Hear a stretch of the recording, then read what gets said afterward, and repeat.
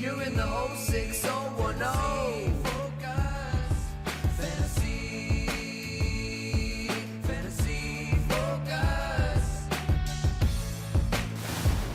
What's good, friends? Welcome on into Fantasy Focus Football alongside Field Yates and Mike Clay. My name is, I think, Daniel Dopp. You are giving, like Dopp, sort of. of course, I should have just Googled this prior to actually beginning the show, but you look like a character from Scooby-Doo right now. I sort of do. I am paying off my start of the week punishment by wearing a wig for the entire show. So if you do not watch our YouTube chat, now is not a bad time to be able to tune in and see it. Or it's a terrible time. Well, one of those two. How dare you?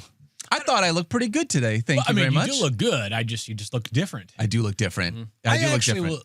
I have I'm an audio podcast listener to a lot of my favorite shows, but I can't, every once in a while I do dip the toe into the video version of them, and it's a great experience. Because I do a lot of my podcast listening in the car, driving to and from work, or if I'm at the gym or something like that, where watching a video is not possible. But if you're finding yourself at night looking for something to do on a Tuesday or Wednesday when there's no football, check out Fantasy Focus on video, and you'll see some of this cool stuff. This guy doesn't even grind tape while driving. Like what? What do you like? Even watch tape, bro? Come on. Not while driving. No.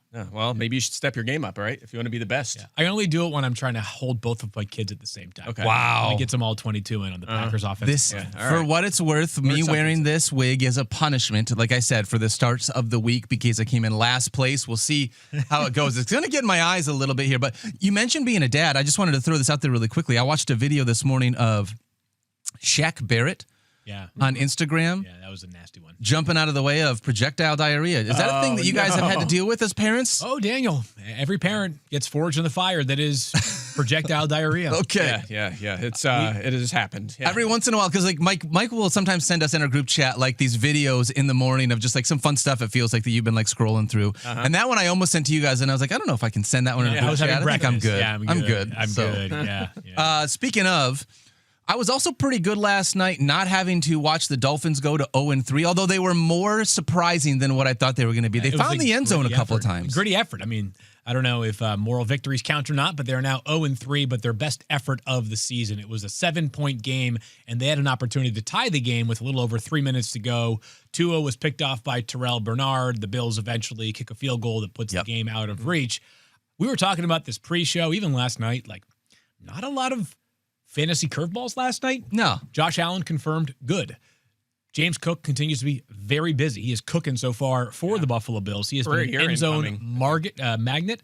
I think the biggest takeaway that all three of us kind of landed on is that maybe it's just more likely than not that there's not a Bills pass catcher you really want to focus on every single week. Well, we might have won. How about a career high in fantasy points last night for Dalton Kincaid? We might, but is 1 out of 3 good games for Dalton Kincaid enough? Two. He had his, week 1, he had 14.8. That was higher than any total he put up last year. All right, so we're trending up. It's definitely a change for Dalton Kincaid. The target volume is what would make me a little nervous because you probably need those touchdowns to your point. 5-6 targets might not cut it, but he's trending the right way. Again, he's already had 2 games this year that were better than his best game all of last season. That's a point in the right direction. Also, it seemed like the scheme was built for him in a way yesterday, so he almost had a second touchdown down the sideline. You're right. He got tripped up at the one. He did have a dud 2 weeks ago, but at least he's pointed in the right direction. But I agree with the wide receivers. 2 duds in a row now for Keon Coleman, and they just refuse to feature him. He's just not the first read most often. 4 targets last night for Keon Coleman. That is not great. Khalil Shakir in the offense is incredibly efficient. Josh Allen was 22 for 28. Did you guys know that it was the first game of his career in which he did not complete a pass over 10 air yards down the field? They didn't need to. And I know that the Bills are not going to play a defense as bad as the Dolphins, perhaps any week going forward, except for when they play the Dolphins again. Sure. The schedule, though, is remarkably favorable. And by the way, the Bills aren't getting a pass from the league. The schedule is determined by a formula. They have an incredible schedule where Josh Allen could remain this insanely efficient that even on a night in which he only has 213 passing yards and he only has 25 rushing yards, he'll still probably finish the week as a top 7 or 8 quarterback. Yep, that's why he's so great. That's why we draft him in round 3. I feel like this is what we were worried about. You look at his stat line, and as we said to ourselves, is this what he's going to have at halftime? And then he just gets pulled and doesn't even play the second half. Credit to the Dolphins. Yeah, we talked about that on EBL last night, and that was what made us nervous with overs on the Bills. But we thought with the injuries for the Bills, the Dolphins would be able to hang a little bit. Also, there was I don't know who it was, but there was a really good post on social yesterday. McAfee used it yesterday as well. Teams that are 0-2 cover at a really high rate in week 3, at a massive rate. Yeah, so the Dolphins sort of hanging, and there's going to be other teams that fit that bill this weekend as well. At the very least, will hang in games because, like you said, you're desperate. You can't go 0-3. You just can't go 0-3 in the NFL. Your season's pretty much over. I think it's in the last 3 years, one of 50 0-3 teams made the playoffs, Houston, something like that. Since the new wild card format was instituted, only the Texans a few years ago started at 0-3 and then went on to make the playoffs. Yeah. Good. Finish it up. In this division, it's just going to be, the Dolphins are all but done in the AFC East. They'd have to go on a ridiculous run to just make a wild card spot. Our Tyreek Hill trade. I was going to say. Could be getting closer. We may. Honestly, the only person I feel super confident in is Devon Achane. Do you think he's, is he the second best pass catching running back in the NFL at this point? Is it CMC and then him? Is Jahmyr Gibbs right next to him maybe? Like in terms best meaning like most talented or best let's say from a fantasy perspective for us. Fantasy, it's probably Devon Achane. Devon Achane, you think is number one? He's on pace for over 100 catches this year. It's unreal. The passing game is largely designed around the two receivers and Devon Achane. We were talking about, who was it? The Chargers, where they can support potentially 3 receivers because they get nothing from the tight ends and the running backs. Yep. The Dolphins get nothing from the tight ends and nothing from a third receiver. So it could be Devon Achane finishes the year with 95 catches. Yeah, and he's generally a very efficient player. Obviously ran the ball well. By the way, just threaded the needle perfectly because I have him in the FF Now League, but also I had the under 12.5 carries at exactly 12. So great job, Devon. Nice Thank job you for coming through for me. Way to go, But just 29 yards and 7 catches. He's always wide open. Like he's whatever. That's Mike McDaniel's special skill is scheming him wide open, but the yards aren't there. It's like Tua's just taking the ball and throwing it to him immediately. Like it's not good for the offense to run it this way. They got to be better. Of course not. It is not, but I don't know that they have the capacity to change things much. So Devon Achane, lock it in. Both receivers last night were solid. Tyreek Hill had 10 targets, found the end zone for the first time this season. Mm-hmm. If there's anything whatsoever that I will note from last night, it's now 3 weeks in. It has been solidified. If something happens to Devon Achane, I think the first man on the field behind him is Ollie Gordon. Yeah, you're burying the lead here, Field. This was one of your headlines from the future earlier this offseason. You said that Ollie Gordon was going to cement himself as the Dolphins' RB2. It only took 3 weeks, and that seems very clear. And he got a touchdown last night on a very short goal line carry, which is going to be a specialty for him. If they get the ball to the 1 yard line, there's a pretty decent chance Ollie Gordon will get the first crack at it. Right now, it's not nearly enough of a role to be in fantasy lineups, but if something happens to Devon Achane, it will be a split. It will not be the Devon Achane show like it is right now. But if something happens to Achane, then count on Ollie Gordon being a guy that we'll be talking about as a Jordan Mason type player, in my opinion. There were 2 guys that kind of fit that bill of looked like they might be number 2 running backs, kind of late round flyers, essentially insurance backs, Jalen Wright and Roschon Johnson throughout the offseason. Both of them were hurt. Both of them now have been back for one game, and both of them were actually third on the depth chart. Benangai in Chicago remained the 2 last week. Yep. That could be a ramp-up thing with Roschon. We'll see. It could be a ramp-up with Jalen Wright, too. But they gave Ollie a lot of carries last night. That makes me think you're right on that. I think it's probably, in the case of Kyle Benangai and Ollie Gordon, their job to keep for the rest of the season. All right. I think that's going to do it for our Thursday Night Football recap. There wasn't a lot to be able to take away. It was kind of a chalk performance on both sides with what we expected. This my score projection, which again was like 32-19. Yeah, was almost aligned with the book. So nothing. It's not like 31-21. Controversial, but it was almost right on target. So you're right. Chalky game. All right, let's move ahead then and talk about some QBs on watch here in week 3, my friends. Let's dive into our preview for the Sunday and the Monday ahead. By the way, just one Monday Night Football game this week. We have 2 more next week. So we'll get right back into that doubleheader in week 4, but week 3, just one. That, of course, being Daniel's Lions and the Ravens. That's right. So let's start with the Cincinnati Bengals, because if you've got Joe Burrow, there are a lot of questions, or anyone attached to a Joe Burrow-led offense, there are a lot of questions for you. So I want to just open up the field here. How much does open up the field? Maybe that's a new segment. Right to it.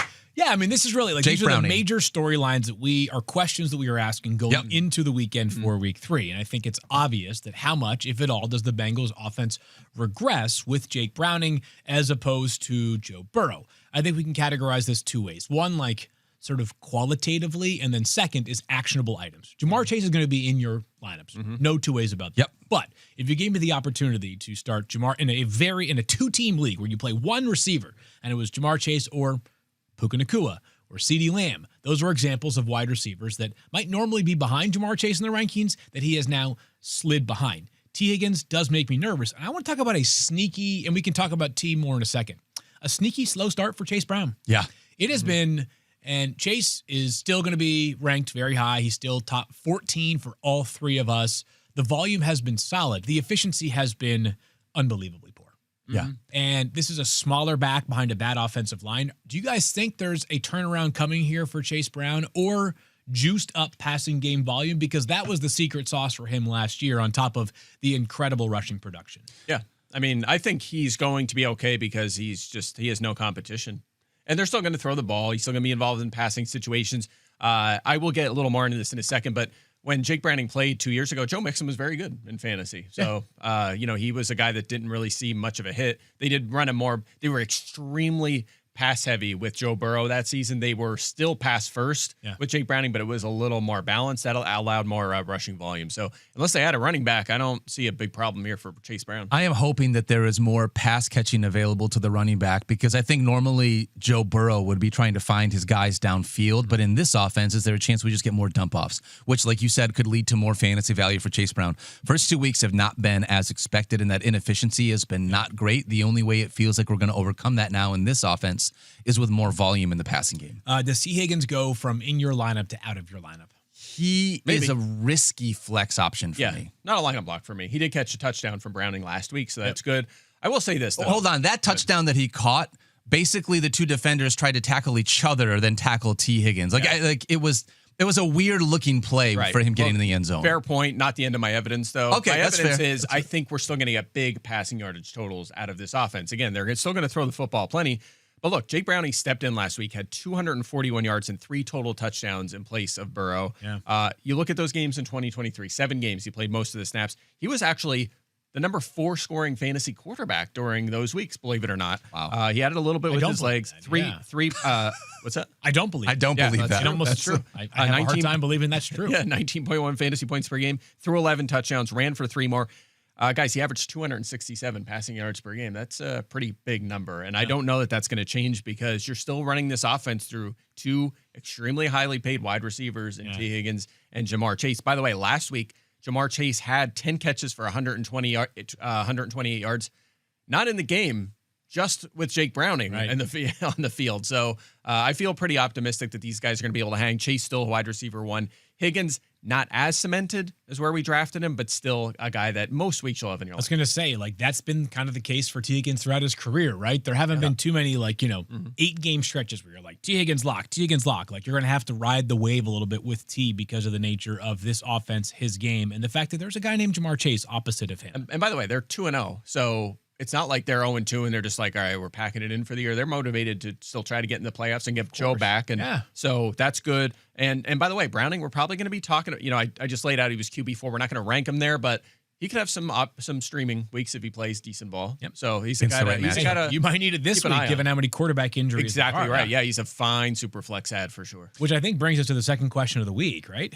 Second question of the week is, what do you think about this Minnesota offense if Carson Wentz is going to be under center? It's going to be. Can it get better? Can it get worse than what it feels like we've seen? Yes, it can get worse. It can get worse. I mean, Wentz has played the stat. I know Bill Barnwell had it first, and I know that 95 people have since tweeted it for the engagement without mentioning the fact that Bill dug this up first, because that's how Twitter now works. I know you people who hear this know exactly what I'm talking about. I'm talking about big week for Bill on this pod. Yes, it is. We love Bill. Because you know what? Bill's outstanding at what he does, and he works very hard as well. But this is now, I think, the 7th straight year that Carson will start for a different team. Maybe it's the 6th straight year.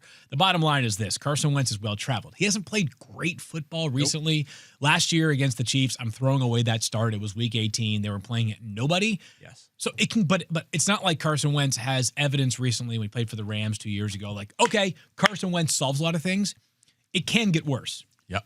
But it's not a high bar to clear, which is why it can get better. And sometimes when your backup quarterback is coming in, and it's a backup quarterback who, by the way, has been with you for 3 weeks maybe, Wentz signed late in training. Sure maybe did, it's maybe it's a month he's been around with the Vikings. Maybe part of the mentality for Kevin O'Connell is almost treating Carson Wentz like we see teams treat young quarterbacks making early action. It's like, hey, let's get the ball in Justin Jefferson's hands a lot, wide receiver screens and dump offs, and Jordan Mason's going to run the football a lot. So maybe things do get better for this offense. I don't have a great grip on it. Mike, what do you think? Yeah, I look back at weeks 1 through 6 back in 2022 because that was the last time Carson Wentz was a regular starter. It was only lasted 6 games in Colts Washington. or the Commanders? Okay, Commanders. Yeah. Commanders. The last time he played a handful of games in a row as a starting NFL quarterback. Those weeks, he averaged 16.2 fantasy points per game, which is QB 14. Not terrible. Antonio Gibson was 24th in fantasy points. That was with a lot of J.D. McKissick involved in that offense as well. Throwback. Yeah, throwback. Terry McLaurin was 41st, which isn't great, but Curtis Samuel and Jahan Dotson were actually top 30 in fantasy points during those weeks. Believe it or not, Jahan Dotson's hanging there in the top 30. So he spread it around a little bit. It wasn't like a complete offensive disaster, obviously, and that was a few years ago. But I just wanted to get a little perspective on, because remember, he got benched. So it was yep. How bad really was it? It was not great, but it wasn't horrendous from a fantasy standpoint. So it gives me a little hair of optimism. I didn't like seeing where McLaurin was. Hopefully he's better about featuring Justin Jefferson. I think that's the key for us. Get enough to Hawkinson to keep him in the tight end 1 mix, but do not ruin our first round pick. You have to get 10 targets a game to Justin Jefferson. Yep. You do that, we will be happy. That should be like a contractual thing. Like when you sign on as the quarterback, it's like you will make sure Justin Jefferson gets 10 targets a game or we're going to dock you from your game check. Yeah. I feel like that makes a ton of sense to me. That's my contract has a maximum of times I can go on this show. Is that what it is? That's why you only do Wednesday, Thursday, Friday. Yeah, exactly right. Can we reduce that? Yeah, I would love to bring that down. I mean, that was my idea. I was looking at something similar-ish when you were talking about his last year as a starter. From 2016, which is when he came into the league as a rookie, to 2022, his last time as a starter.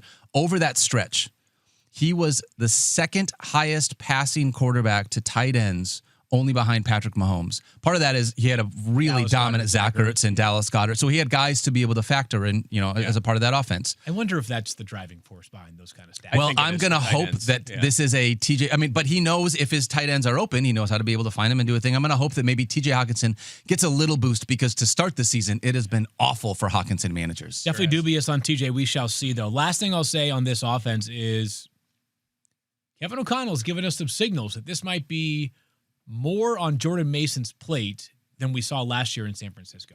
We saw it last year as a runner. We might see it as a runner and a receiver, which if that's the case, you're talking about for 4 weeks, possibly a top 15 running back. And I believe the potential that the running back depth chart switches upon Aaron Jones' return. That if he plays great, it's not like Aaron Jones was, rumbling, stumbling, and bumbling in the first 2 weeks. If Jordan Mason plays great and gives this offense a jolt of energy in the running game, he could remain as the lead back going forward. And by the way, Mason already had a pretty good handle on carries as is. Yes, so if he picks up his receiving a little bit, he's had some kind words about Xavier Scott too. I don't know if that was coach speak or I think Kevin's a nice guy. Yeah. I don't. I mean, that's he is like the nicest coach in the entire league. Yeah, and that I've said the same thing within the last, the first 2 shows of the week. Mason has a path to all of it. Yeah. He really does. I mean, if he played 74% of the snaps this week and has 19 carries against a defense that you could run on, Cincinnati, and has 4 targets, that would be great, and that would not be shocking either. Be like Chase Brown of 2025. Yeah. I mean, not as the Chase Brown of 2025. Oh, got it. I don't know if a little different role. More but I'm just saying, receiving, but yes. A job where the guys are kind of splitting duties early, and all of a sudden one of them just goes to the moon. We got more quarterbacks we got to talk about, unfortunately, guys, because Jaden Daniels has not practiced either the first 2 days, and we were kind of told, Friday's the day we're looking for. Today's the day I want to see, does he practice? Yeah. What does he look like? Assuming that he's out there, we got 2 different conversations here. If Jaden Daniels is out there, how are you guys approaching these 2 pass catchers? And if he's not out there and it's Marcus Mariota, how are we doing it that way? So let's start with Daniels on the field. Yeah. So, and by the way, if you're listening to this, you might already have this information. So we apologize. We're taping this we're having this conversation at 10:20 a.m. Eastern time. You're playing him like you have been playing him so far this season. I have depressed expectation for Terry McLaurin, but 9 targets last week. That's important. And Debo has back-to-back games with 7 catches. And I think I saw the stats already out. Maybe it was Mike. What was the number of catches out of those 14 that have been like at or behind the line of scrimmage? that was 9. Yeah. Might have been high. That was me. Yeah. That was you. That was somebody. the stats guy of the show. Yeah. That was He has So- 9 catches at or behind the line of scrimmage, 0 air yards. It's which is fine. Oh, who cares for PPR scoring? Who cares? Dude, half the time I want to just throw the ball there. Give me the 1 point and let the guy make a play with his legs. That Like was how me many guys in the watching NFL? last night. Yeah, exactly. Who cares? It doesn't matter. So Debo is a top 30 wide receiver option for me. McLaurin probably just a couple spots higher. I have him a couple spots lower actually than you. But I mean, I've swapped him, but we have them in the same range. Great matchup as Mike referred to yesterday. Do you think that if you have Marcus Mariota under center, that you would move one of these guys higher up than the other? Debo would be higher for me, and McLaurin would drop down below. I think that's where I was so? looking at it too. Yeah. There was one game last year where Mariota filled in for Daniels. Remember that game against the Panthers? He left like right off the bat. Yep. And that was a great matchup against the Panthers, but this is also a great matchup. So I thought there was something to learn from this. And Mariota played great. He was 18 of 23 for 205 yards, 2 touchdowns, ran for 34 yards. McLaurin caught all 6 of his targets for 98 yards. And Zach Ertz scored a touchdown and had 40 yards in that game. Ben Sinnott also caught a touchdown in the game as well. So he leaned a little toward the tight ends in that one.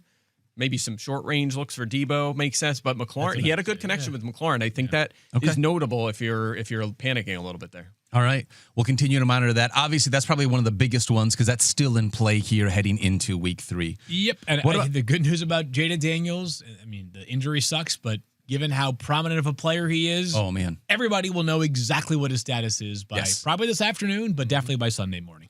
Let's talk about one more quarterback. We've had 2 unbelievable weeks of Daniel Jones. Yeah. I did not believe. I mean, first week made a ton of sense against the Dolphins. Second week, I did not see this one coming against the Denver Broncos. Mike, do you believe that 2 weeks is enough time to be able to say that this guy is a lock it in, set it and forget it starter, or do you need to see one more week here against the Tennessee Titans? I'm curious to see what he does in this one because the Titans have been terrific so far against quarterbacks. They second fewest fantasy points allowed to quarterbacks. Matthew Stafford at 17.3, and then they crushed Bo Nix 6.8 in the opener. And by the way, that's despite facing the 8th most pass attempts so far. So they've done a really nice job. If Jones puts together a top 10 week against this defense now, so 3, what would that be? 22 plus points in three in a row. If he could pull that off, then yeah, I mean, he's a weekly QB1. I mean, with his rushing ability, even if he has a down passing day, he's going to lift the floor rushing the ball. So he's getting there in the conversation. I'm still, let's say, cautious pessimism on this one based on, because we've seen this before. We've seen him do this before and then go right down the tube. So we'll see. Still cautious pessimism. That's where I'm at right now. This is a note that goes out the door after this weekend. But at this time last year, going into week 3, the best offense in fantasy football was the New Orleans Saints. So tread lightly on making sure or sort of writing things in stone. Just 2 games into this. I will say this. Sometimes a great team can protect a average or below average quarterback.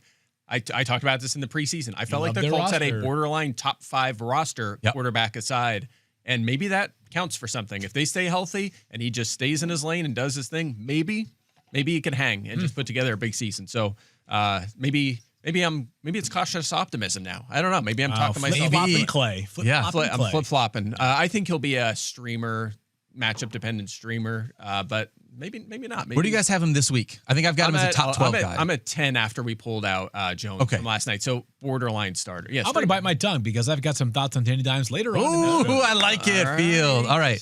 That's going to do it for our QBs on watch heading into week 3. Let's talk about a bunch of backfields.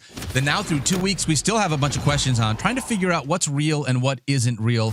I want to start in the Giants backfield. Cam Scatterbo and Tyrone Tracy taking on the Kansas City Chiefs, who have, I believe, allowed, they're one of the best defenses through the first 2 weeks against running backs so 17, far. Just to put a number on it, 17.4 points to Saquon Barkley, which is fine. That's if you hold Saquon to under 18. Chargers running backs had 10.1 combined, so they've done a nice job. Yep. So how do you feel about the way Giants? that we do this is it's like 1, none, or both in terms of who we're starting here, right? Mm-hmm. And it might be that a lot of these skew towards a particular part of that category. But Cam Scatterbo versus Tyrone Tracy Jr. is a very interesting one. Tracy dominated snaps in week 1. Scatterbo, I think, had 3 total opportunities in that game. Mm-hmm. And then last week, especially as the game kind of got rolling here, Scatterbo took over. He was the man. Yep. Not totally surprising because we talked about this all off season that these guys both like Scadaboo has legit talent, right? And Tracy had a grip on the starting job, but it's not like he was a 2nd-round pick. He was a 5th-round pick. I thought Tracy would end up being a decent value. I think where I land for this week is because each of them has had a chance to play meaningful snaps. If I had to guess coming into the week, Scadaboo plays a bit more, sort of a hot hand approach, but not to the point that I can state with confidence that either of them is a top 20 running back. And in very few leagues do I have a running back in my flex position. Yeah, a couple things here. First of all, agree I'm not starting either one. If I had to pick one, it's Scadaboo this week, especially because Tracy's been out of practice too. So that's a factor here. I agree that this could flip-flop quickly because if you combine their numbers so far, it is atrocious. They're averaging 2.9 yards per carry and 4.3 yards per target. That is terrible. Yeah, maybe. I don't know. No, it won't. I don't think so. I think they'll try to get the most out of one of these guys. And the other piece is, and this is for you, Field. You're not gonna like this. This is air bad, yards. This is bad. No, this is bad news for Tyrone Tracy Jr. He was our kick returner last week. Oh, I like that. That's always not good. He was not in week 1. Week 2 he was. And then you're like, okay, that's not great because that means it's possibly going to take, maybe Scadaboo is the 1A now if Tracy's going to focus a little bit on returns, which that's more valuable now. Like that is a team isn't going to say you're on returns so you're less valuable. They're going to say, we need you there. That's huge now because you're returning basically every kick. So, but not great for fantasy, obviously. I agree. You said Chargers had how many points from the running backs last week? 10.4 2 weeks ago. The Chargers against them, 10.1. Against 10.1. the Chiefs. Would you take the over/under or on 10.1 fantasy points? I think that you have to take the overs because it's such a low number. That being said, this is a very good run. How about this? Would you take the over or under on either running back reaching 10 fantasy points? It's hilarious. My projections have them. Oh my God. No, I'm not even joking. My projection, I swear to God, I'm not making this up. I have my projections here, 10.1. They're 10.1 and 10.1 for both of them. Wow. I'm not even joking. That's just a coincidence. That is amazing. That's so good. Okay. Yeah. But I would rather not start either of these guys, especially because they would be flex plays. They're not RB2s. And in the flex, just like you, Field, I have a number of wide receivers that I would probably rather start than a running back by committee. By the way, I think I heard some Delco coming out of that last sentence by you, Mike. What's that? What did I say? Delco is a Philadelphia. It's a reference to a Philadelphia accent. What did I say? The way you said hilarious sounded very Delco. Hilarious? Yeah, hilarious? The way you said it. Now you're focusing too much. Yeah, now on it. I'm thinking about it. Yes. Just another time. word I say wrong, guys. Correct. When you were talking about a quarterback going down the tubes, was that Daniel Jones? All I was thinking of was Mario. How do you say it? Mario. Mario. Yeah, you say that. That's a word you say Mario. wrong. It's Yeah, that's not I right. know it is. But, I have to stick with it now. Yeah, at this point. It's a shtick now. No, it's incorrect. It's disrespectful to a fictional character. Flacco. Joe would say that's respectful. No, he wouldn't. Oh, Yes, we didn't he even would. talk about the number one quarterback that should be on everyone's minds. Are you guys going to watch the Chad Powers season on Hulu? No? Have you not seen any of this? Yeah. Yes. Okay, all right. I was just curious. Yes. Of course. All right. Sports He has brand. no idea what you're talking about. Nope, he doesn't. That's all right. Chad Powers is that's the Eli Manning thing, right? Eli Manning went undercovers as Chad Powers. Yeah, I remember It's now that. Yep. being acted by somebody just a little bit different than Eli. Little different than Eli, but it is now going to be a TV show. All right, let's dive into another backfield here because the Seattle Seahawks have been really frustrating for fantasy managers. Boys might have a little bit of an opportunity here, gentlemen. In which way? Back-to-back days, Zach Charbonnet has not practiced. No for practice. the Seattle Seahawks with a foot injury. If he gets a DNP for a third straight day, that probably tells us it is not going to be Zach Charbonnet on the field on Sunday. Either way, we talked about this last week. Mike laid out all the numbers, which they're not opinions, people. They're numbers, they're facts.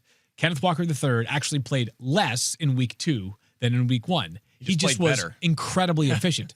Back-to-back games of Zach Charbonnet being bad on the ground.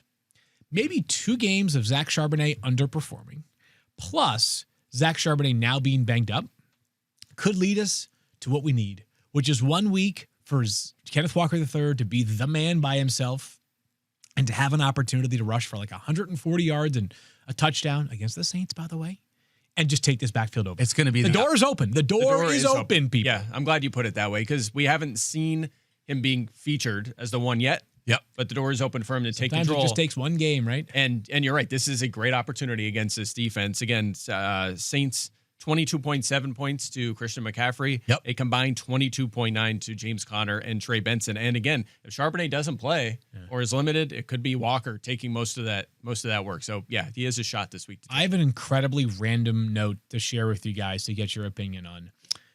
So the game is in Seattle on Sunday, 4:05 kickoff time. The Saints left for Seattle Thursday. The Saints traveled for a road game on Thursday. Well, they're running the fastest offense in the NFL, so they got to stay ahead. That's their thing this year. Maybe they wanted to see the Redwoods. Before of you. Yeah, I know, they must have something up there. They're 0-2, right? They got to win. They got to. Yes, but I've seen teams in the dead winter who are playing a tropical team go somewhere south to get a little bit of heat exposure, right? Like the Chiefs and Chargers left on Wednesday for a Friday game in Brazil. Yes, and I don't know why that was intriguing to me, but I haven't heard of a team leaving 3 days before a road game. It's like a 4-hour flight. I'll tell you what, if they pull off the upset, people are going to be like, maybe they're on to something here. Kellen Moore really wanted to get down to the fish market in Seattle before it closed. Maybe that's what it was. A little vacation time mixed in, By the way, if Charbonnet's out, Walker would be a lineup lock for me. Lock him in. You're not worried about George Holani? Yeah, being able to come in and out-snap Ken Walker III in this one? Well, if that happens, I will go into a deep, dark place. I feel like this is set up for... This is Fantasyland, right? Yeah. But this is set up for Zach Charbonnet doesn't play because of that. We have huge expectations because of the matchup, and then Ken Walker ends up with 8 fantasy points, and we're now what are we supposed to do? Well, now that you said that, it'll probably happen, so thanks. I will say this. I do, and I've talked about this before, I love Ken Walker. I think he's a top 10 talent at running back, and I think he'll take advantage of this opportunity. So I'm with Field. If he goes, I have high expectations. You have to play him if there's no Charbonnet. High expectations. Agreed. Let's talk about the Patriots running backs, but maybe we keep this as quick as possible because it's just gross talking about it. Yeah, it's straightforward for right now, right? Ramondre Stevenson's going to be the man in this backfield. It might be that Antonio Gibson plays a little more than he has in the first 2 weeks. So until Travion Henderson re-earns those opportunities in the Patriots backfield, they're going to keep him on benches. I think here's what I would say the hope is for Travion Henderson managers is one, he gets a few opportunities in this game and he shows the spark. Yes. Which one 36-yard run, one long pass catch, one dazzling kickoff return to remind the Patriots, hey, you need a little more dynamic ability in the backfield. Dynamicism. Sure, that works. The other one, and this would be not fun for the Patriots, but we know Ramondre Stevenson puts the ball on the ground. Yeah. If he puts the ball on the ground once or twice in this game, it could easily flip back to, even if it's not Henderson by himself, Henderson playing a more prominent role than he is expected to play this week. Yeah, and he is playing well when he's had opportunities. 4.6 yards per carry. He's caught all 8 of his targets, so they just don't trust him yet. Like I said, he hasn't been given opportunities to pass block. He just hasn't been out there. So for now, Stevenson is the guy. And by the way, the Steelers allowed 16-plus fantasy points to Ken Walker and Breece Hall already. Yep. So maybe Stevenson's the third one in line if you have to pick between the two. He just has to be the guy. He's dominating usage in the passing game and the running game. Another guy that I just continue to want to be able to put in trade offers for Travion Henderson until he takes off, because I do believe that there is a finite amount of time that Ramondre Stevenson will be the lead back of this offense. You could fill in the blank for basically all the rookie running backs. Yes, yeah, just put in all. They're all underwhelming. Trade offers for all these guys. I mean, this got me thinking. I just want to. Let's think about it. Let's think about it. There was an offer that I was thinking about making. You prompted that. I want to see if this. All right, we'll take the show over. You just do your trades. You guys have been taking the show over for the entirety of the season. Right now,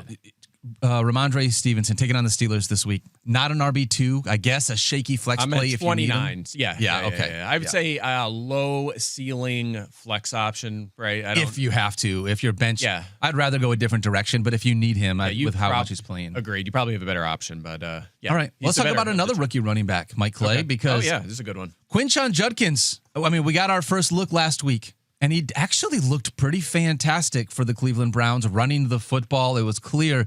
He had 13 touches, 71 total yards, 10.1 fantasy points. Yep. Clearly looked like he's going to be the future of this backfield. After one game, he has more fantasy points than Ashton Genty, more fantasy points than Omarion Hampton, more fantasy points than Travion Henderson. That's wild. It is so frustrating right now. The only rookie running back with more fantasy points than Quinshon Judkins is his teammate Dylan Sampson right now. Ridiculous. We did not choose this when we thought this was going to be an unbelievable running back draft class. And you know what's wild is Jerome Ford actually crushed him in snaps last week too. Yeah. No way. All 3 guys played. That's the concern right now. However, I do think the fact that he was the fact that he was out for so long, just joined the team, had 2 practices, and was immediately the leader in terms of carries, had 3 targets. Yeah, that's just going to ramp up. So I think this is a guy pretty quickly that's going to get a pretty high chunk of the carries, and obviously a handful of targets. I don't know how long it's going to take until we phase these other guys out because they can't keep going with 3. Someone's got to be out. It's probably Jerome Ford. Yep. However, Ford, again, played 35 snaps. He's actually led the backfield in snaps both games, even though Sampson was the better fantasy option in week 1. Just a matter of time. I will say this about Judkins. If I'm picking between the 3, certainly he's the choice in fantasy. Yep. But I only have him projected for 9 points against the Packers. So Green Bay, that's why. 2.4 yards per carry. So far, they're shutting down the run. Game script a problem too here. Yeah. Right? So I don't necessarily want him in my lineup, but if I have him on my team, I feel like, okay, I might get RB2 numbers going forward. Yeah. Love that. Field anything different, or you co-sign on all those things? I co-sign. All right. I co-sign Sokotoa. Let's talk about another rookie running back then, because this has just been the bane of our existence right now. Amari and Hampton, we had huge expectations coming out of the draft. Do you still believe, Field Yates, that Amari and Hampton is a must-start for fantasy managers that drafted him, knowing how much more the team has relied on the passing attack? No, definitely not a must-start. Okay. He is outside my top 20 for this week, but, I mean, he could certainly be a starter for some teams. I think we all by now know the negatives. Yep. Right? The negatives are that he is not seeing that much work. Najee Harris saw more work in week 2 than he did in week 1. Yep. Hampton's hardly being used in the passing game. So let's try to look for the positives. 3 straight goal line carries last week. None Worked, but I mean, they tried. It's hard to find many more positives than that. Yeah. Other than the fact that he's this very talented player, right? But it's like, the usage went down from week 1 to week 2. The snaps went down from week 1 to week 2. This is a team that's going to be, as we discussed yesterday, very pass heavy. Yep. And while there are other offenses that might be stuck in neutral at best, where you'd say to yourself, like, Zach Charbonnet should not be playing as much as Kenneth Walker III because he's ineffective. Like, who's going to decry the Chargers throwing the ball like they have been so far, given the fact that they're 2-0 with, you know, probably the best resume, so to speak, or one of the best resumes in the AFC so far. Like, there's no reason for them to fix what's not broken right now. So yeah, it's pretty dire at the moment. Pretty dire, guys. I will say this: if you want a positive, if you're thinking about, oh man, I really want to plug him in, Broncos run defense. Yeah, remember this happened a couple years ago against the Dolphins, and Devon Achane had that massive breakout game, and I remember. It was wild. Well, it kind of happened last week too. 215 yards and 29.5 fantasy points for Jonathan Taylor. So maybe that's it. Maybe if Hampton does get, he still played 62% of the snaps. That's a decent number for a lead back. So if that continues, the efficiency improves, and maybe in this game he finds the end zone and the efficiency's better, he might finish RB 15 or 10, or you know what I mean? So there's enough here that keeps him in the conversation, but also I have RB 26. So the bottom line is you probably do have a better option. Yeah. Unfortunately, I have a league where I have Amari and Hampton, and I'm thinking about replacing him, unfortunately, with a wide receiver in my flex spot. I thought it was going to be Amari and Hampton and Ladd McConkey as the 2 fantasy, like, trustworthy guys in this offense. It has been Quentin Johnston and Keenan Allen. So that has been a frustrating 2 weeks to start the season for us. Safe to say. Yep. Let's talk about the Jaguars backfield. Last week when we were on Fantasy Football Now, Shefty came on and said some things about Bashal Tutin. Adam. And when Adam talks, we listen. Yeah, and I know you were gone on Tuesday, but that's why he was in the must-adds for the waiver wire this week. Grab yourself some Bashal Tutin, who saw an improved role in week 2 compared to week 1. He had a receiving touchdown as well. But that's for like the rest of the season. For week 3, still clearly the Travis Etienne show. He should be started as a top 20 play this week. Tutin is a nice bench option who we could be talking about in a different light half a dozen weeks from right now, maybe sooner than that, maybe later than that. But yes, to be very clear, still the Travis Etienne Jr. show. Yeah, it was 46-18 in snaps. And that was also, you had LaQuinn Allen played 11 snaps and ran 7 routes. I mean, Etienne still dominated. So we're not there. We're nowhere close on Tutin. We're nowhere close. He might need an ETN injury, or he needs ETN to struggle for a couple of weeks. Or the Jaguars lose like 5 straight games. Yeah, they try to shake stuff up. Yeah, well, once the snaps which I don't think they're going to. Yeah, if something changes or the snaps flip-flop, then we can have a conversation about starting him. For now, he's a bench stash. Bashal Tutin available still in 53% of leagues after waivers. Just trending in the right direction. Yeah, and honestly, that's fine. I think that's fine. In 10-team leagues, we have some, as you guys know, I mean, in 10-team leagues, oftentimes your bench is like, get some good players here. Yeah, I could start, especially wide receivers. Why? Oh, yeah, of course. Yeah. Let me ask you this, because we just talked about 2 other backfields. If you had Jerome Ford on your bench and Bashal Tutin was out there in the waiver wire, would you drop Jerome Ford? I would want Tutin over Ford, yeah. Absolutely. What about Najee Harris in that backfield? Yes. Would you rather have Bashal Tutin than Najee Harris? Yes. Okay. Yeah. Just looking at the last 2 backfields that we talked about and seeing a couple guys that are rostered in enough leagues that you could consider dropping someone. Yep. All right, let's talk about the Arizona Cardinals. We thought this was going to be a little bit of the We thought this was going to be the James Conner show and that Trey Benson was going to get more run. We heard the coaches talk about it. James Conner in the offseason talked about it. It hasn't. I mean, James Conner has gotten far more opportunities. Yeah. But Trey Benson has been unbelievably efficient and very productive. I think there's a caveat here that needs to be mentioned. And Mike either said this directly or referenced it. Arizona's played 2 cupcakes to start the season. Mm-hmm. I think part of what they're doing, like the first couple weeks, has just been like, let's work on things that we, in an ideal world, would have buttoned up. But when they play the 49ers this weekend, a team that's also 2-0, a team that is good, even if Mac Jones is starting for the 49ers, I think it's going to be the James Conner show because they're going to try to win this game, and they may not be up by 24 points in the third quarter. Yeah, and by the way, the snap, if you compare, all the categories of Conner to Benson, Conner has an edge of 64 to 43 in snaps, 23 to 11 in carries, so more than doubling him. Routes are about even. Conner actually has 10 more fantasy points as well, and you might say, well, that's just because of the touchdowns, 2-0 That's edge just for because of Conner, the touchdowns, which Mike. is true. However, if you look at carries inside the 5-yard line, all Conner, 3-0 edge for him there. Benson does have one more target. But I don't know that that's going to sustain because, as I talked about in the offseason, James Conner has the best catch rate among running backs in the NFL since he came into the league. I mean, among qualified pass catchers, of course. So he's really good at that. And I don't think he's going anywhere. He's playing fine. Yeah. It's just nice to see for Trey Benson. We were probably a year too early in anointing him like a must-have insurance policy. Last year, he hardly played. You can see why they use a third-round pick on him this year. Yes. But still not enough to take away from James Conner's value. I think he needs to be rostered, though. He looks like he's got a lot more juice than James Conner does when you see him out there making those big plays. Yeah, if we're talking like Tootin or him, it's him. Like it's Trey Benson. He's one of the best insurance backs in the league. If something happens to James Conner, I mean, we're going to be ranking him fringe top 10. Yep, for sure. Yeah, totally. Yeah. And by the way, yes, he has more juice than James Conner. The good news is, like, we haven't been drafting James Conner for his juice, right? We've been drafting James Conner for his elite volume, his excellent power running, and his outstanding, as Mike mentioned, power. Yes, receiving ability. By the way, Trey Benson still available in 45% of leagues right now. I think he should be on some rosters. Yep. All right, last one is another rookie running back, and we're talking about R.J. Harvey and J.K. Dobbins. Mike, this has been the J.K. Dobbins show to start the season, unfortunately, for Harvey managers. Yeah, again, looking at the edges, same thing I just did in the other categories. Edges are 62 to 39 in snaps, 30 to 11 in carries, dominating the carries. And then passing game usage is where it gets tricky because it's a 3-man weave in passing situations. Yeah. It's 21 to 20 in routes, 4 to 3 in targets over R.J. Harvey, but Tyler Bidet, 8 targets on 24 snaps. So you have 21 routes, 20 routes, 17 routes. Right. They're using all 3 guys in any sort of rotation. And by the way, they're playing the Chargers, who've allowed the 3rd most fantasy points to running back so far. Not a good situation here. 3 guys playing. Oh, did I say 3rd most? 3rd most. Yeah, 3rd fewest. So Dobbins is my top of the group easily, but he's 28th in my rankings. He's a flex option this week. Yeah. Would rather not if we did not have to. Well, hopefully we get a couple of nice games from these rookie running backs because through the first 2 weeks of the season, they have not returned value based on where we have drafted them. Slow starts, but I think we're going to get into a better spot as the season moves on. Really the one that I think that we need, and this is a bit selfish because I do have some investment in him, I think we all do, is we need an Ashton Genty breakout. We absolutely just need, it's the 6th overall pick in the draft.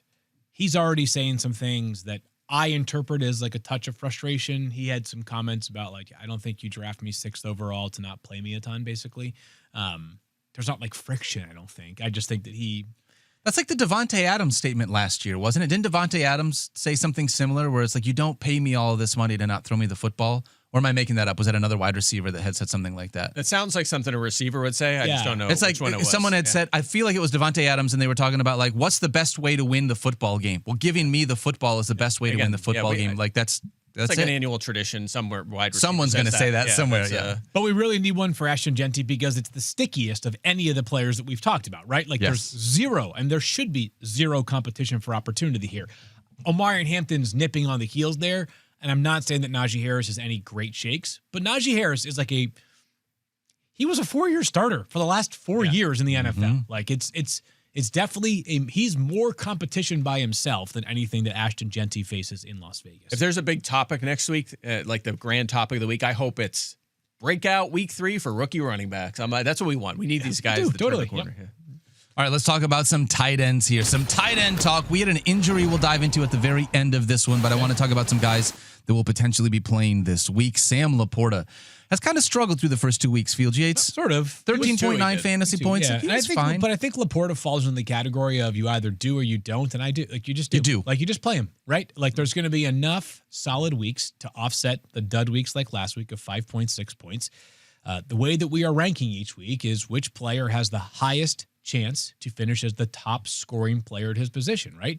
I think Sam Laporta just has a better chance to be a tight end 1 or the tight end 1 than guys like Mark Andrews or Dallas Goedert or players that are Jake Ferguson, a little bit further down the list. He's super talented and a very explosive offense. Yeah, I take umbrage with saying he's struggling, okay? He had 13-plus fantasy points in 6 straight games, tracing back to last year before last week.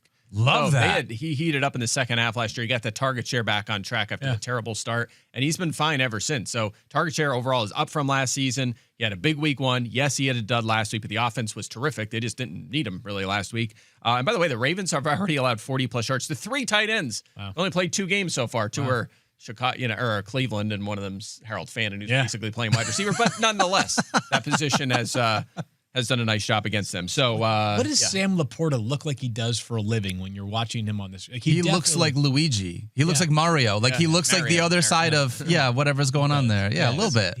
That's an Mario, A+ mustache right there. Joe Fortenbaugh is somewhere right now. Like, oh my God, that is just like Joe Fortenbaugh is so envious. He's upset. Yeah, he's upset because it's someone stealing his thunder here. I do want to say this. Okay. Detroit Lions over the last 25 years. Okay.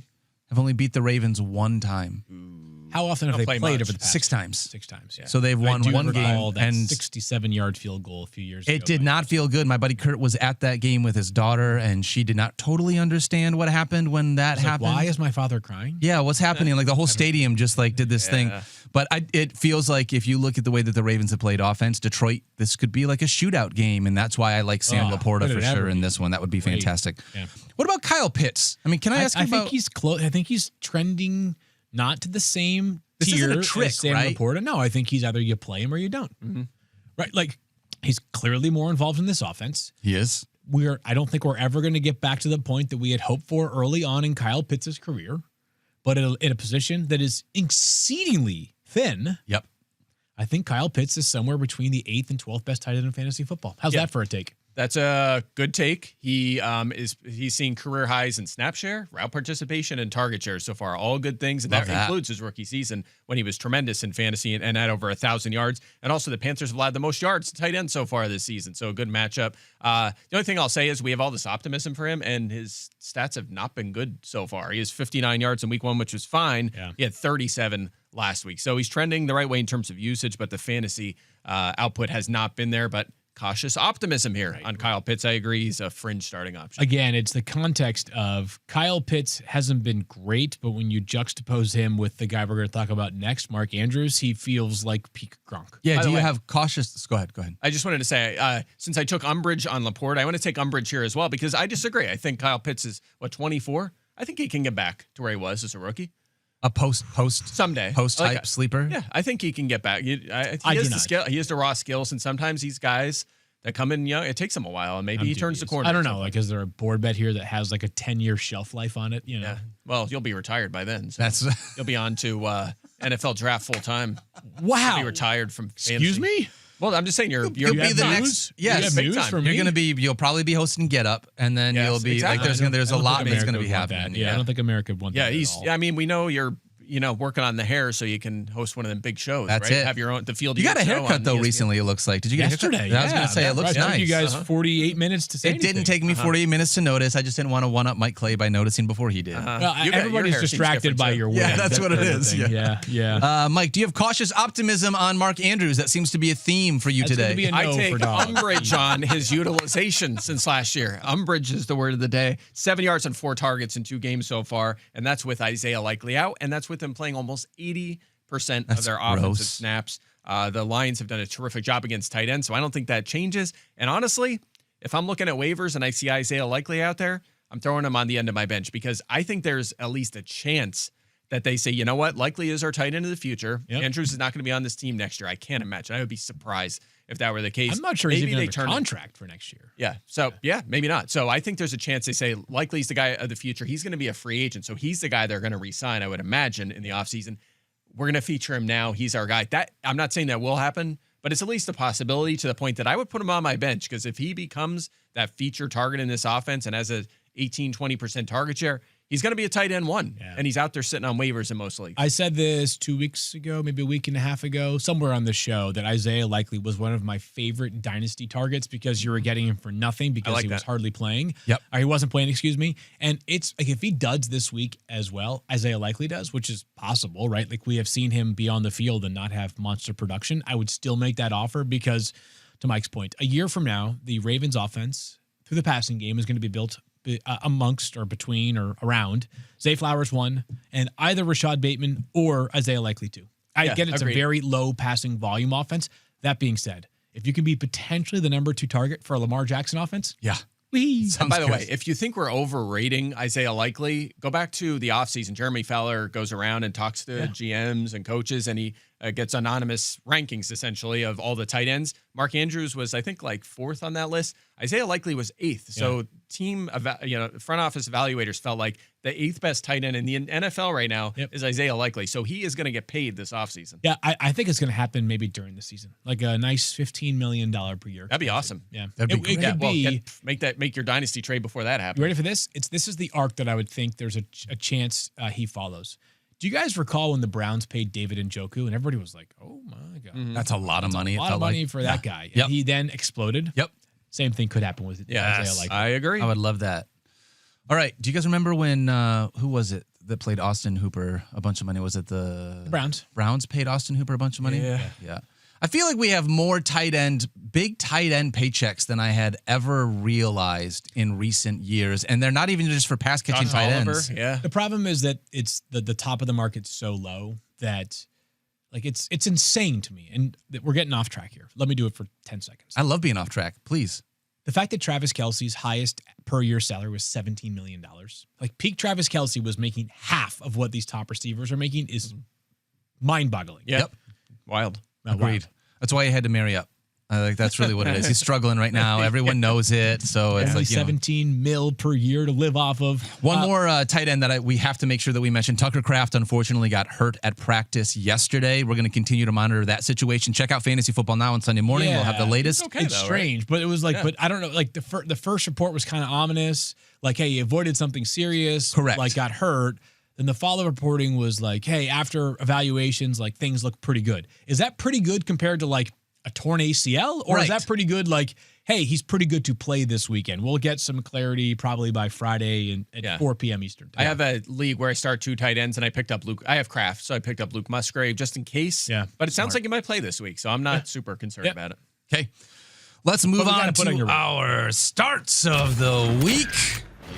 As a reminder, I'm wearing a wig today because I lost a bet. Mike had to wear a jersey also earlier this week. We're trying to pay them off a little bit quicker now. These punishments haven't been too punishy. They haven't been too punishy yet, but I have a feeling that especially in our YouTube chat, if you want to head in there and give us a handful of punishments you think should make the punishment wheel, we can add stuff to it. Absolutely. Yeah, I think if we use one, we should cross it off and replace it. Agreed. Oh, yeah. If we get a good suggestion, I am all about that. Yeah. Let's make that happen. One thing I want to say quickly before we get to the start of the week, my start of the week today is going to be my wife, Rosie Shimada, because she turns 39 on Sunday. So happy birthday, Rosie. Wow. I love you, babe. So glad that you were in my life. And I'm just going to leave it at that. Super glad that we're able to spend our lives with each other. So I love you. We all love Rosie. She's the best. It's my sister's birthday today, too. Shut up. Wow, what a big day. Happy birthday. Yeah. Wow, it's my birthday. No, it's not. All right, that's amazing. Hey, nothing but I love Friendship Friday. Like this has been good. We haven't really made fun of each other a lot. Well, this week I think has been Friendship Friday, other than you guys making me wear this silly wig. You earned that though. But we've been real nice. Well, all right. Well, why don't you go first, Mike Clay, with your starts of the week? How much time do we got here? We got 7 minutes. All right, so I don't have to super rush here. Quick reminder. Let's tell people what our parameters are. These guys have to be outside the top 8 quarterbacks, top 15 running backs, top 20 wide receivers, and top 5 tight ends. So I still think there's too many good players to choose from. Maybe we need to move these barriers 10, a little 20, bit. 25 and 10 or something like that. Yeah, because I'm going to pick my quarterback. Just stinks this year, guys. Justin Herbert. Oh my god, man, it's tough. It's tough. I had to settle outside this. Okay, well, let's change it up next week. No, yeah, we should a little bit. I have him ranked a little higher than you guys. Obviously, he's been terrific this season. They're playing Denver, which might be a reason for pause here, but they did give up 22.8 points to Daniel Jones. So I'm still ranking higher than you guys. That's what I kind of look for when I was looking through our rankings. Like, guys, I'm at? outside these windows, but I'm optimistic on Jalen Warren. Same thing. I'm super high on this guy. I talked about this before the season. RB 13 for me this week, and we saw a bump in usage last week, 14 carries and 4 targets. Believe it or not, he's 9th in scrimmage yards among running backs through 2 games, despite kind of a lesser role than we hoped for in week number 1. Patriots gave up 26 points to Devon Achane last week, so I really like Warren's prospects this week. Wide receiver.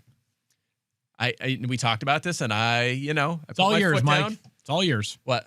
It's all yours. Oh, you see it on the screen. Yeah. Okay. Yeah. I felt this was one where I felt like, okay, I was optimistic about him early in the week. I put my foot down about it. It was a check this out. It was all that. I have to go Marvin Harrison Jr. here. He's my guy at wide receiver. I think the game scripts, which have not been helpful for their passing game so far this season, will be a little bit better in this game against the San Francisco 49ers.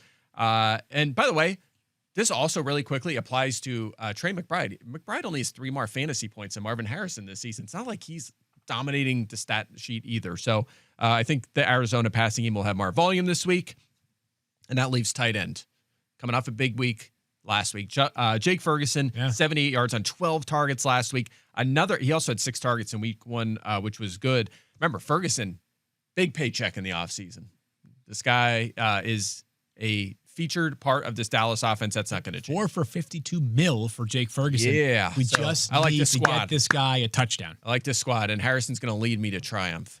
All right. We'll see. I'm not scared. Are you sure about that? Not scared at all. Are you sure about that? Yeah, I'm very sure. All right. Feel like you go next. All righty. Well, because you guys don't like Dan Dimes, I do. You know why? Because he drops dimes. He's going to drop you guys once again in starts of the week. I've got Dan Dimes inside my top 8 for quarterbacks. He is not inside the top 8 consensus ranks at quarterbacks, however. Jordan Mason, we talked about a little bit earlier on in the show. I think there's a real chance he handles 20 to 25 total opportunities. Agreed. They play, of course, the Bengals in the not JJ versus not Joe Burrow Bowl. My wide receiver is George Pickens. Mike just mentioned Jake Ferguson. We want as much of this game as we can possibly find. Yep. Pickens had a big game last week. The Bears are not only thin at cornerback in general, they are also banged up at cornerback right now with Jalen Johnson expected to miss potentially the entirety of the season. Last but certainly not least, Zach Ertz, who has been really good so far this season. He will play with either Marcus Mariota or Jaden Daniels. I think Ertz has another solid Sunday. I like that. Any crossover Yates. from you, Dan? I got a little bit of crossover. Can I give you a quick nugget here? Yeah, bring fun fact for your parade. George Pickens number. I know he's off to a bit of a slow start. Only 3 players in the NFL have more than 3 end zone targets this season. Yep. They all have 5. It's Devontae Adams. Collins. What? Nico Collins? It's not. Devontae Adams, Malik Neighbors, and George Pickens is the other one. Wow. So, there you go. They have 3 or more? Have more than 3. Okay. Have more than 3. Collins Only had 3 or 3 more. last week. Oh, got it. Collins has 3 exactly. Keyshawn Booty has 3, and so does Hunter Renfrow. Let's Hunter go. Renfrow. They're the only ones with more than 2 this season. There's only 6 of them, so it's always fun. All right, my starts of the week. I do have a little bit of crossover with you specifically, Nice Fields. Yates. Yeah. I went with my quarterback. I decided, why not? I think it's going to be a high-scoring game. Let's have some fun. And it's going to be Jared Goff on Monday Night Football, so I decided to go with Jared Goff coming off of what was a huge week. I knew that would make Mike angry, and so at this part, I just wanted to be able to make that happen. Generally speaking, a good approach. Yeah. My running back is Jordan Mason. I don't need to add anything to what you said. I think he's just going to touch the ball a ton and potentially be utilized in the passing game, so I like him. My wide receiver, I have a caveat here. This is your guy. My wide receiver is going to be Deebo Samuel, but I want to ask you guys, if Marcus Mariota plays, I want to change my wide receiver to the wide receiver that I had written down, which also was George Pickens. But if Mariota plays, I don't feel the same way about Deebo. Zach Ertz, and I said whether it's Marcus Mariota or Jaden Daniels. Okay, then I'm going to stick with Deebo Samuel. Let's leave it there. The integrity of the game. I thought you said if Mariota was in there, you like Deebo more? Or? I do like Deebo more, but I don't like the quarterback situation. I like Deebo more than I like Terry McLaurin. But if he plays, correct. I think you have to plant your flag now. All right, then I'm going to plant my flag on Deebo Samuel. Okay. And then at tight end spot, I'm just going to keep going back to the well, and this is why I think we need to change the tight end parameters. But Juwan Johnson is still outside the top 5 of our rankings right now, which is crazy. Yeah. So he's tight end 2 right now. He is leading the position with 20 targets. So I'm going to go with Juwan Johnson there. So I got Jared Goff, Jordan Mason, Juwan Johnson, and Deebo Samuel. I really need another J name. So do you, Field. Yeah, wow. Like our wide receivers. Oh, no, that's you, Mike. That's Mike. Our wide receivers are really pulling down the average here. I like my squad. Jalen Waddle would have been a good one. I think next week we officially stamp it. Outside the top 10 of quarterbacks, top 20 of running backs, top 25 at least. How about 30 at wide receiver? Top 30, good. 30 at wide receiver, and let's go top 8. 8 at tight end. I think 8's a good number. Let's start there, and if it gets too, that's good. redundant, then we'll switch things up. So give me that one more time. Outside the top 10 at quarterback, top 20 at running back, 30. Top 30 at wide receiver, and top 8 at tight end. That'll be our changes for week 4. All right, I like that. I like that. We got a couple of questions. By the way, those starts of the week are going to continue every single week. So we're excited about those. We got some tag board questions here from our... Were you trying to say they were brought to you by somebody? I was thinking about it. Yes, there we go. Uncle Rico. I'm not going to say who these are from. Lex Luthor says, not the wig. No, not the wig. Of course, Lex Luthor would say that. That's fantastic. You look at, this is from Mama Dopp. Daniel, I do look like I have my grandma's hair. It just needs to be whiter than this. Yeah. Rushman says, wow, the 90s grunge hair look is definitely a thing of the past. Rushman is jacked. Shout out to Rushman. Yeah, shout out to Rushman for that one. Alex Gallagher, that wig got me acting up. All right, I hope you're not at work right now. I don't know what that means. I need you to be safe. And Jacob Waltrip, this is outstanding. Thank you very much. Good. This is all we're looking for, is a little bit of engagement here, my friends. Honestly, Daniel, I think those last words were so encouraging that you should consider wearing this wig full time. Yeah. I may wear it the rest of the day. I mean, Rosie and I had some plans for her birthday, but you know what? Maybe we just say, I got to roll with this. Well, yeah. I mean, you just walk up to a fancy restaurant for a reservation. When they see that hair, can be like, we'll clear a table for you. You're clearly important, sir. Clearly, sir, you are an important person here. That's going to do it for our show today. Do you guys have anything else you want to add heading into week 3? So I think that if we're going to do this starts of the week brought to you by, we should do something that is funny that our producer on First Draft often does, which is, how guys, Jim Harbaugh says, who's got it better than us? And they all go, nobody. Yes. Starts of the week brought to you by, and then Mike and I go, nobody. And that will hopefully incentivize somebody to one day sponsor starts of the week. I love that. All right, well, quick, our YouTube chat has weighed in on our teams. Field Yates has 36% of the vote. Mike has 35% of the vote. Margin and error. I am at 29% of the vote. So we are all right there next to each other. I think you're getting punished again next week. I don't know we're about in the margin that. error. He's not. Yeah. Fair enough. What I go through and I look at the projections for each one of my players, and then I say whichever one's has the highest, I know that team is actually going to finish last because the projections are garbage. Love it. All right, we love you guys. Don't forget to love each other. Be kind to yourself and have a ton of fun here in week 3. Check us out on Fantasy Football Now on ESPN2, 10 a.m. Eastern. We'll see you guys then. Have fun with football this weekend. All righty.